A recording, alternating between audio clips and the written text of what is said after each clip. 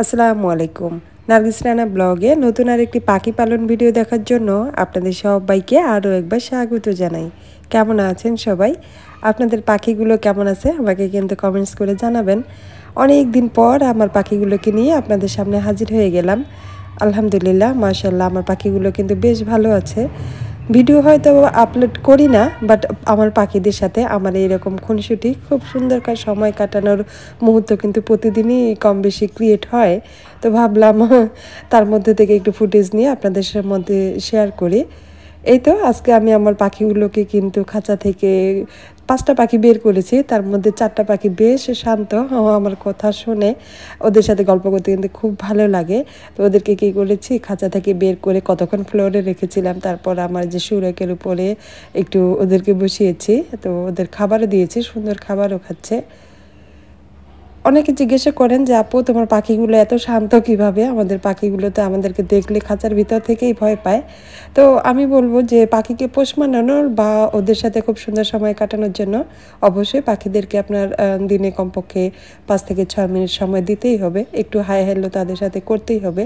আপনি যতই ওদের কথা না বুঝেন, কিন্তু ওদের যে এক্সপ্রেশন সেটা কিন্তু ঠিকই বুঝবেন। তো ওভাবে কিন্তু সেও আপনার পরিচিত একজন ব্যক্তি, আপনি তাদের কাছে। আর আপনাকে দেখে ভয় পাওয়ার তাদের যে একটা ভীতি কাজ করে সেটা আর থাকবে না।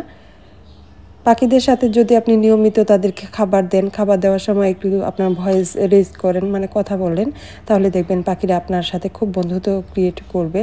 আপনি কথা বলবেন বা তাদের সাথে গাইবেন, তাদের সুরে সুরে একটু মুখ ভাঙানোর চেষ্টা করবেন, তারপরে তারা বিরক্ত হয় না। আসলে এইভাবে আস্তে আস্তে করে আমার পাখিগুলো আমার কাছে খুব মানে শান্ত হয়ে গেছে। তারা আমাকে বোঝে, আমি যদি কাছে যাই আমি তাদেরকে ধরি, তারা কিন্তু ভয় পায় না। তবে অবশ্যই আমার মিঠু কিন্তু সবসময় আমার বাড়ির বলি যে ক্যাডার, কারণ ওর জন্য কিন্তু সবসময় দরজা জানলা খোলা থাকে, তবুও বের হয়ে যায় না। তবে বাজরিকার পাখিকে কিন্তু ছাড়ার সময় অবশ্যই দরজা জানালা বন্ধ রাখতে হবে। বিশেষ করে ঘরের ফ্যান চলে গেলেও গরম আসতেছে, এই সময় যদি ফ্যান মানে চালু থাকে সেটা অবশ্যই বন্ধ করে দেন পাখিদেরকে খাঁচা থেকে বের করতে হবে। কারণ বাজরিকার পাখিরা কিন্তু অনেক উড়াউড়ি করে, আমার পুরো বাসা জুড়েই ওরা কিন্তু অনেক উড়াউড়ি করে। তো এক্ষেত্রে কিন্তু অবশ্যই এই সতর্কতা অবলম্বন করতে হবে, তা না হলে দেখা যাবে যে আপনার পাখিটি কিন্তু কোনো এক সময় হয়তো বা কোনো দুর্ঘটনার শিকার হয়ে যেতে পারে।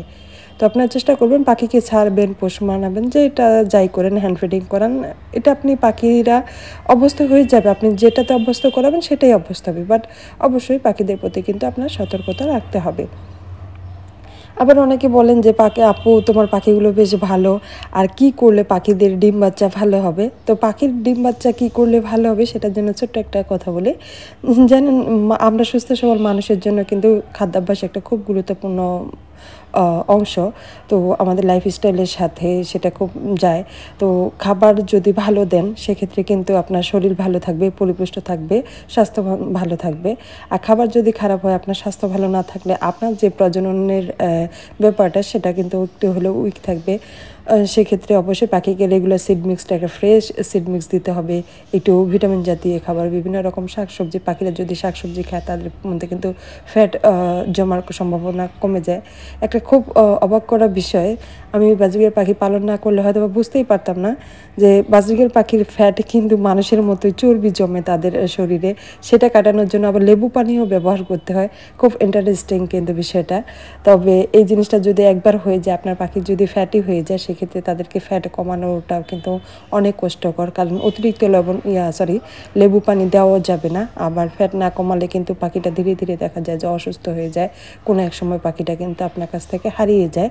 তো সেক্ষেত্রে খেয়াল রাখবেন পাখির খাঁচাটা সবসময় বড় থাকবে, পাখিরা উড়াউড়ি করবে, বাহিরে বের করে দেবেন, পাখিরা উড়বে। কয়েকটা বাসায় গাছ রাখতে পারেন, গাছের মধ্যে পাখিরা বসে থাকবে, উড়াউড়ি করবে, এতে কিন্তু তাদের যে শরীরের অ্যাক্টিভিটিটা সেটাও ভালো থাকে, সেই সাথে যদি ফ্যাট জমে সেটাও আস্তে আস্তে কেটে যায়।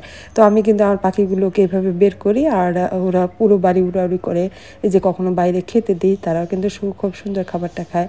তো যাদের পাখি কিন্তু খাবার খায় না বাহিরে বা হাতে করে খাবার খায় না, তারা কি করবেন, পাখির খাবারটা আগে আধা ঘন্টার মতো বাইরে বের করে রাখলেন, তারপরে দেখবেন যে এভাবে প্রথম প্রথম খাবে না, বাট আস্তে আস্তে পাখিরা এটাতে অভ্যস্ত হয়ে যাবে। আমি জানি না এখন পর্যন্ত আপনি আমার ভিডিওটি মানে কন্টিনিউ করছেন কিনা। যদি ভিডিওটি এখনও কন্টিনিউ করেন কিন্তু একটি লাইক দিতে ভুলে গিয়েছেন, তো প্লিজ ভিডিওটিতে একটি লাইক দিয়ে দিবেন। আপনার একটা লাইক ভিডিওটা আরও বেশ কয়েকজনকে দেখার সুযোগ করে দেবে। সেই সাথে আমার পাখিগুলোকে কেমন লাগছে কমেন্টস করে জানাতে পারেন। অনেকদিন পর প্রায় 3 মাস হয়ে গেল একটা ভিডিও আপলোড করছি। তো আমি সবসময় বলি এই চ্যানেলটা আমার কিন্তু শখের বশের একটা চ্যানেল। যখন সুযোগ পাই সময় পাই তখন একটু ভিডিও আপলোড করি, আদারওয়াইজ কিন্তু একবারে হারিয়ে যাই। তো এই ছিলই আমার আজকের ভিডিওটা। সবাই ভালো থাকবেন, সুস্থ থাকবেন, আর কমেন্টস করে জানাবেন যে আমার পাখিগুলো আপনাদের কাছে কেমন লাগে। আল্লাহ হাফেজ, আসসালামু আলাইকুম।